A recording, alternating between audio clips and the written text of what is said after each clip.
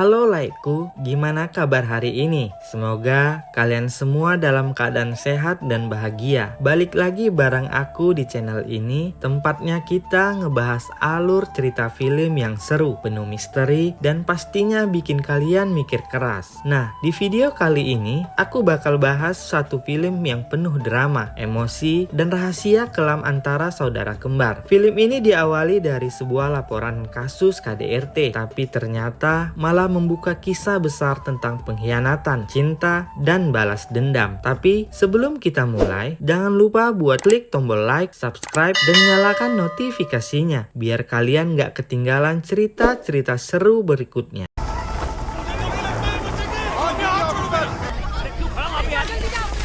Berlatar belakang di sebuah kantor polisi, VJ mendapat telepon aduan dari salah satu warga bahwa ada tindakan KDRT di sebelah rumahnya. Ternyata rumah tersebut milik sepasang suami istri yang bernama Dhruv dan Saumya. Lalu VJ segera menuju rumah Dhruv dan Saumya untuk memastikan tindakan KDRT tersebut. Namun sesampainya di sana, Saumya merasa baik-baik saja walaupun nampak jelas di keningnya terdapat bekas luka memar, dan Saumya mengaku bahwa ia mendapat luka memar tersebut karena menabrak sebuah lemari di dapur. Merasa ada keganjalan di rumah Saumya, keesokan harinya VJ diam-diam memulai menyelidiki kehidupan Saumya dan suaminya Dhruv. Ia mengikuti Saumya dari tempatnya bekerja di sekolah tari hingga ke sebuah toko milik keluarga Saumya. Tanpa sengaja VJ berpapasan dengan seorang yang tampak persis seperti Saumya. Ternyata wanita itu adalah saudara kembar Saumya yang bernama Saili. Meski VJ belum mengetahui hal itu, ia pun kebingungan dan segera pergi, bahkan meninggalkan kelinci kesayangannya begitu saja. Tak lama kemudian, seorang wanita tua bernama Maji menghampiri VJ. Maji adalah pengasuh yang telah merawat Saumya dan Saili sejak kecil. Ia kemudian mengajak VJ ke sebuah kafe untuk berbincang.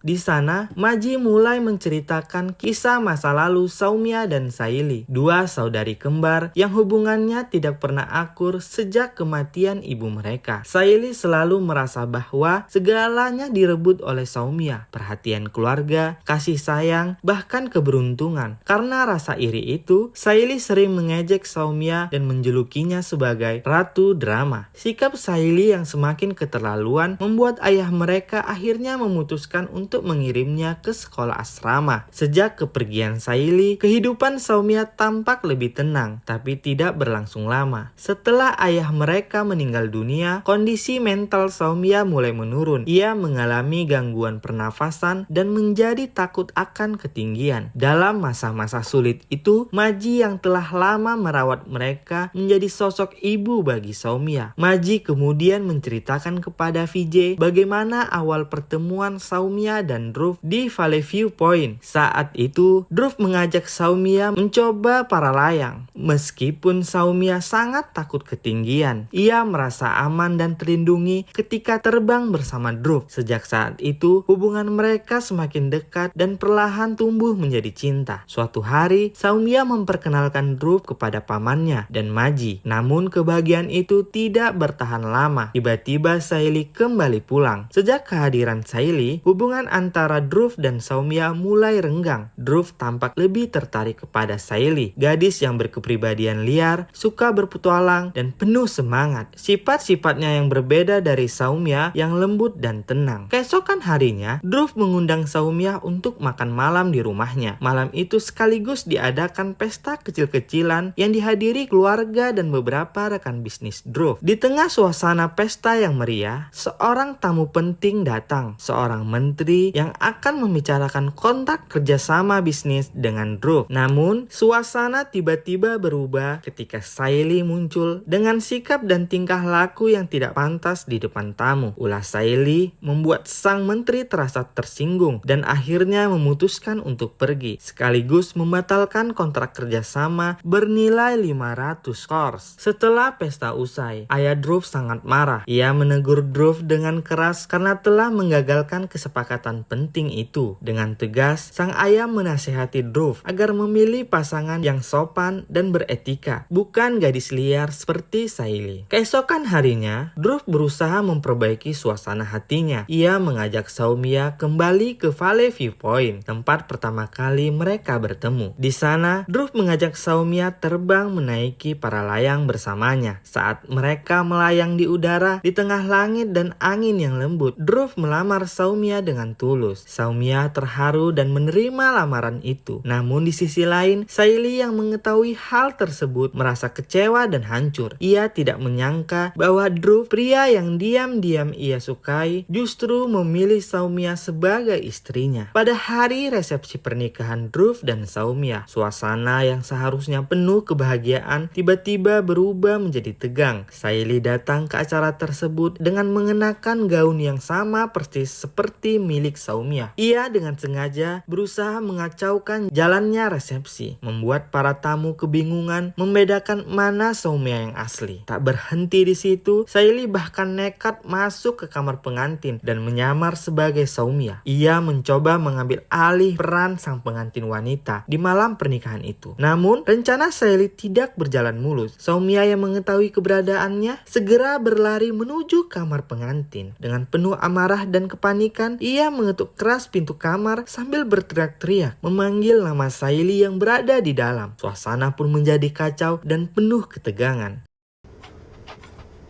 अरे भाभी जी आप यहाँ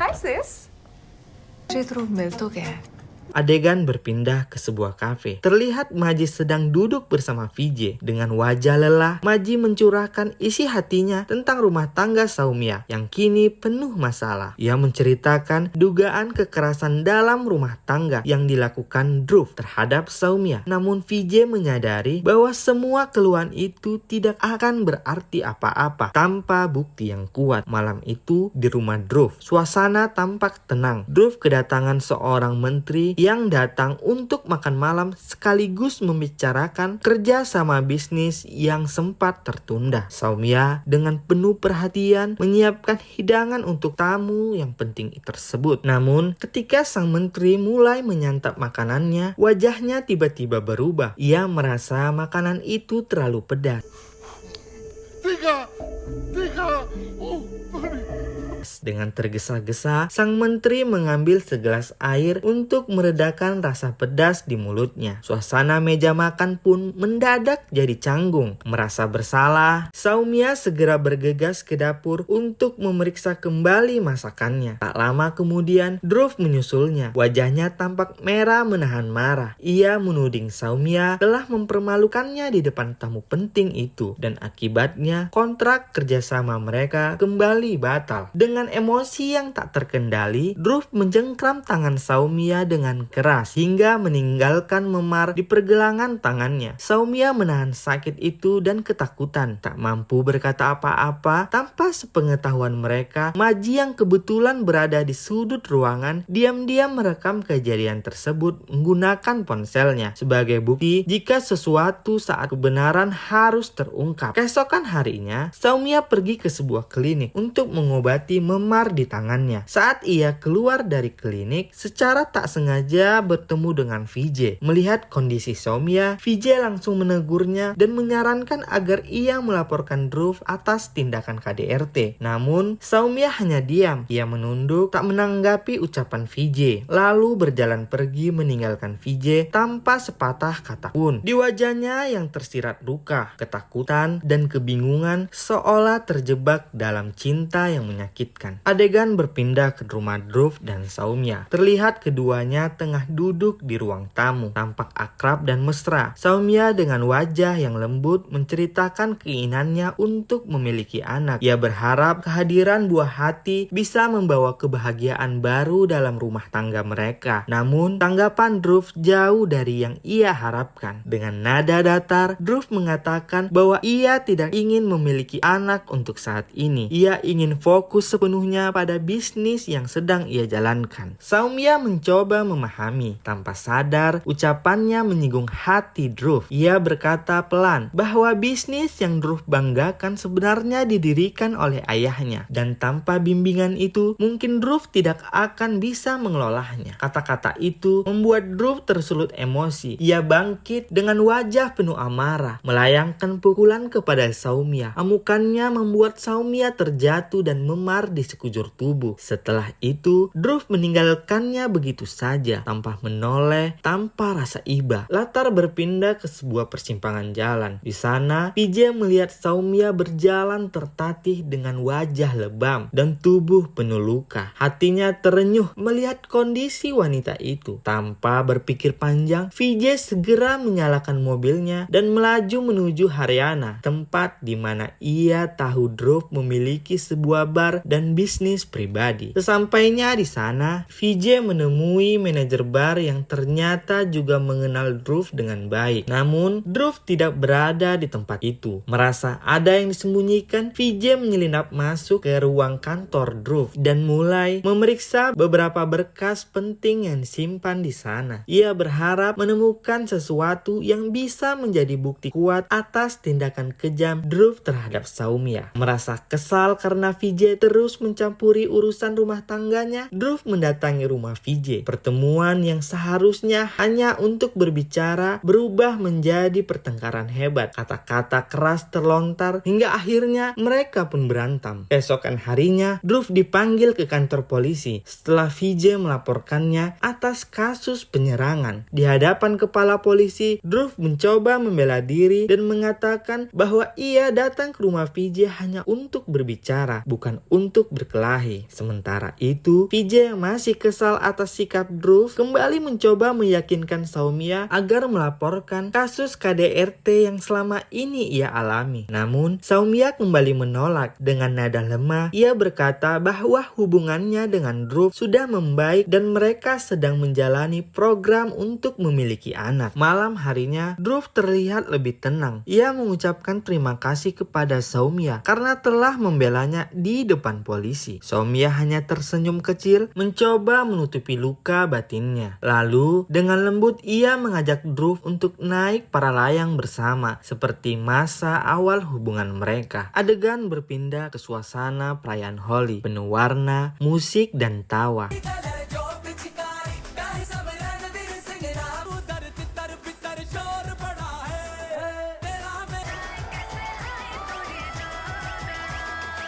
Saumya mengajak Dhruv menaiki para layang untuk menikmati pemandangan senja dari ketinggian. Seperti dulu saat awal cinta mereka, Dhruv tampak ragu, tapi akhirnya menuruti permintaan Saumya. Ketika mereka terbang tinggi di langit, angin berhembus kencang. Tiba-tiba, Dhruv mencoba mendorong Saumya, berusaha menjatuhkannya dari para layang. Saumya berteriak ketakutan, mencoba mempertahankan diri dalam kepanikan. Kendali para layang hilang, mereka berdua terombang-ambing di udara hingga akhirnya tersangkut di dekat sebuah jembatan. Adegan berganti cepat. Di jembatan, ambulans dan mobil polisi sudah siaga. Petugas berusaha mengevakuasi mereka dengan tali pengaman. Syukurlah, keduanya berhasil diselamatkan meski dalam keadaan shock. Begitu tiba di darat, Dhruv langsung diamankan oleh polisi. Sementara Saumya dibawa ke kantor untuk memberikan keterangan. Dengan suara gemetar, Saumya menyatakan bahwa Dhruv telah mencoba membunuhnya di udara. Malam harinya, situasi di kantor polisi memanas. Pengacara keluarga Dhruv datang bersama beberapa teman Dhruv menuntut agar Dhruv segera dibebaskan. Rupanya, ayah Dhruv adalah seorang politisi berpengaruh di daerah itu dan mereka berusaha menggunakan kekuasaan untuk menekan kepolisian. Namun kali ini, Vijay berdiri tegas. Ia menentang mereka tanpa rasa takut. Dengan nada lantang dan penuh keberanian, Vijay berkata, tidak ada hukum yang bisa dibeli dengan kekuasaan. Ia lalu mengusir seluruh rombongan dari ruangan, memastikan Dhruv tetap ditahan untuk mempertanggungjawabkan perbuatannya. Keesokan harinya, sidang pertama kasus percobaan pembunuhan terhadap Saumya digelar. Ruangan sidang tampak tegang. Di antara kerumunan jurnalis dan pejabat hukum, Saumya duduk dengan wajah pucat memucat sementara Dhruv tampak tenang di kursi terdakwa. Yang mengejutkan semua orang, ternyata Vijay bukan hanya seorang polisi wanita, melainkan juga pengacara yang akan membela Soumya di persidangan. Ia berdiri tegap, membawa semua bukti yang berhasil dikumpulkannya selama penyelidikan. Namun, tim pengacara Dhruv mencoba membalikkan keadaan. Mereka menuduh Soumya mengalami gangguan mental, menyebutnya stres berat, sering berhalusinasi, bahkan beberapa kali mencoba bunuh diri. Tuduhan itu membuat ruang sidang riuh. Hakim kemudian memutuskan untuk menunda sidang dan melanjutkannya minggu depan agar semua pihak bisa mempersiapkan bukti dan saksi tambahan. It will resume session. हर साल हमारे देश में 4,000 महिलाओं की मौत।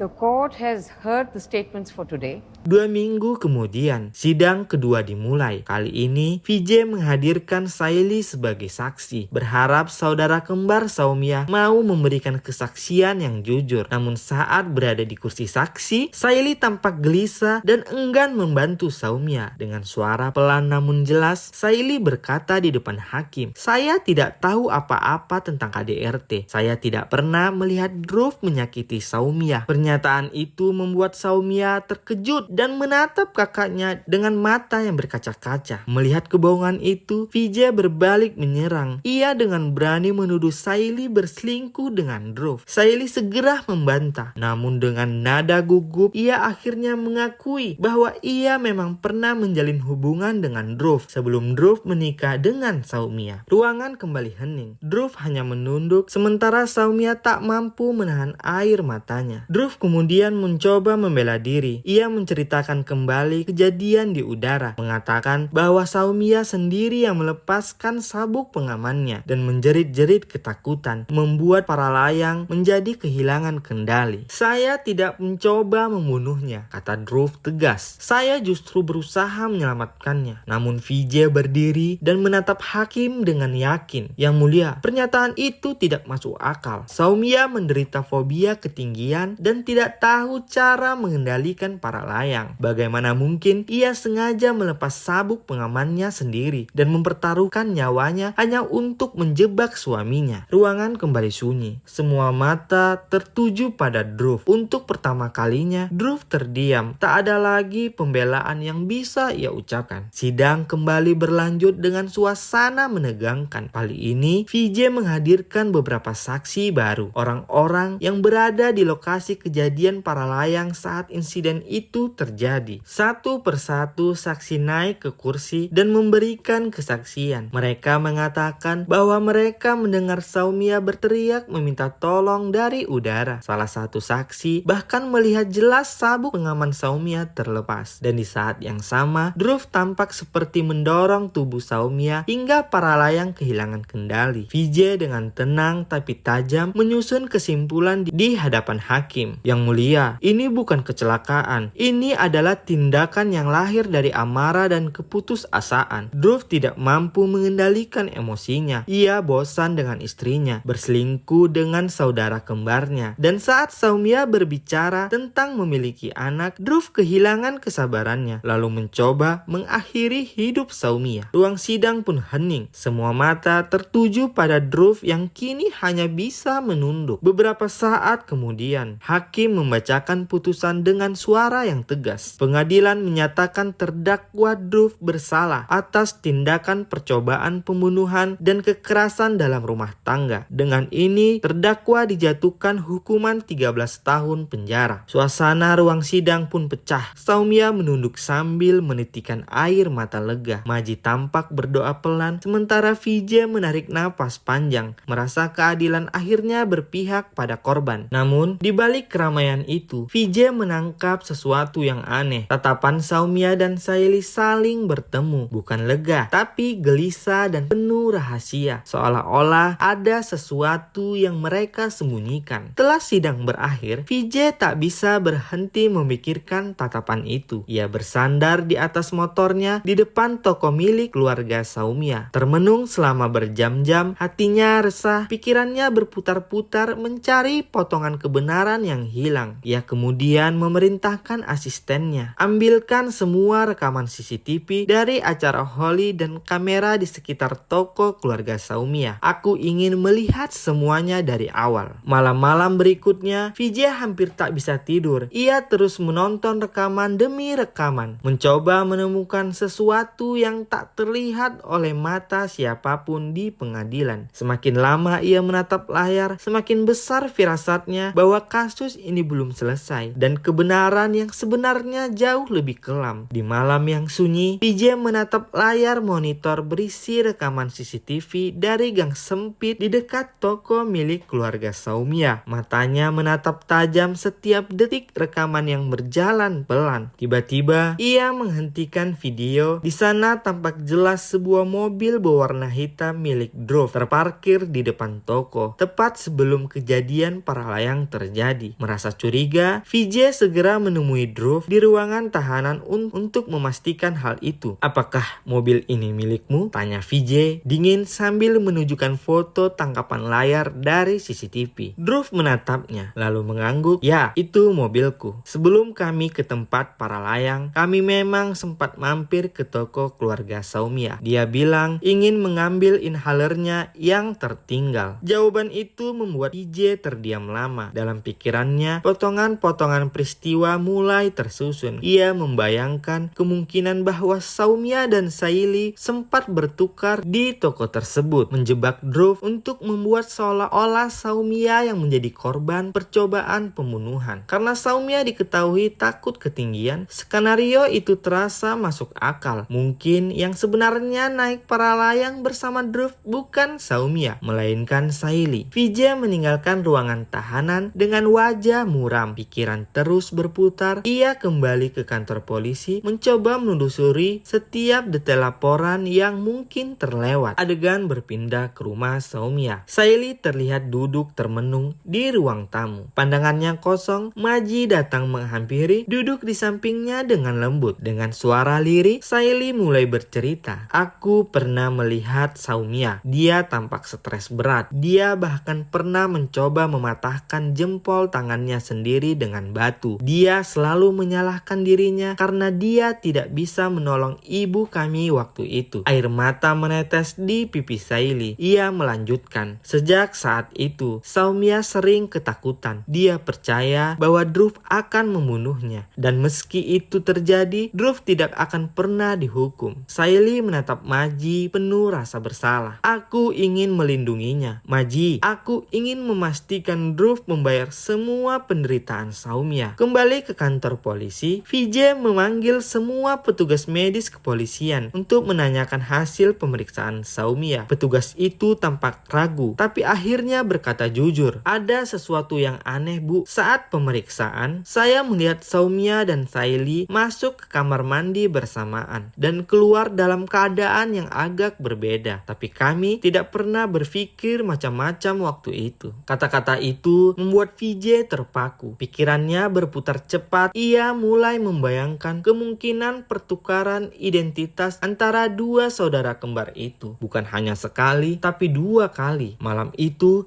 setelah menemukan kejanggalan di hasil medis, Vijay langsung melajukan mobilnya menuju rumah Saumya. Ia tiba dengan wajah tegang, mengetuk pintu dengan keras. Saili membuka dengan wajah yang panik. Dan Vijay berkata, "Kau pikir aku tidak tahu apa yang kalian sembunyikan? Aku bisa buka kembali seluruh kasus ini. Saili, jika kamu tidak bicara sekarang, aku akan pastikan semuanya terbongkar di pengadilan." Saili terdiam, wajahnya pucat, matanya mulai berkaca-kaca. Vijay menatap tajam lalu berbalik hendak pergi. Namun tiba-tiba Saili mengejarnya ke halaman, menahan lengannya, dan Saili berkata, "Kau tidak mengerti, Vijay. Suatu hari Dhruv akan membunuh Saumya. Aku hanya ingin melindunginya. Aku lakukan semua ini untuk menyelamatkannya." Vijay menatapnya lama, tanpa kata, lalu pergi meninggalkan rumah itu dengan pikiran penuh tanda tanya. Keesokan harinya, ruang sidang kembali dipenuhi wartawan dan pengunjung. Vijay memutuskan membuka kembali kasus Dhruv dan Saumya. Namun sebelum persidangan dimulai, Saili berdiri dari kursinya dan mengangkat tangannya. Saili berkata, "Yang mulia, saya ingin memberikan pengakuan. Ruangan langsung hening. Hakim mengangguk pelan. Hakim berkata, silahkan naik ke kotak saksi. Saili pun melangkah dengan langkah yang gemetar, lalu mulai berbicara di hadapan semua orang. Saili berkata, saya bersalah. Saya bersalah bukan karena saya melakukan kejahatan, tapi karena saya diam. Saya diam ketika seharusnya saya berbicara. Ketika ibu kami meninggal karena kekerasan dalam rumah tangga, bukan hanya ayah saya saja yang salah. Kami semua yang melihat tapi tidak berbuat apa-apa, kami juga bersalah. Ia menatap ke arah Saumya yang duduk di kursi penonton dengan air mata berlinang. Saili berkata, Saumya melihat sendiri saat ayah kami membunuh ibu kami. Tapi saya dan paman memintanya untuk diam. Kami pikir diam bisa melindungi keluarga. Tapi kami salah. Diam justru menghancurkan Saumya sedikit demi sedikit. Untuk melawan kekerasan, seseorang butuh keberanian luar biasa. Dan tidak semua orang bisa mengumpulkan keberanian itu. Tangis pun pecah di ruang sidang. Hakim terdiam sejenak menatap Vijay yang duduk di meja pengacara. Hakim berkata, Inspektur Vijay, Anda memiliki bukti baru yang ingin Anda sampaikan bukan? Vijay menatap berkas di tangannya. Bukti baru yang bisa mengubah segalanya. Namun setelah melihat Saili dan Saumya saling bertatapan dan berlinangan air mata, Vijay menutup map bukti itu perlahan. Lalu berkata, tidak, Yang Mulia, saya tidak akan menyerahkan bukti itu. Hakim menatapnya dengan tatapan dalam, lalu mengetuk palu. Hakim berkata, dengan demikian keputusan sebelumnya tetap berlaku. Terdakwa Dhruv dijatuhkan hukuman 13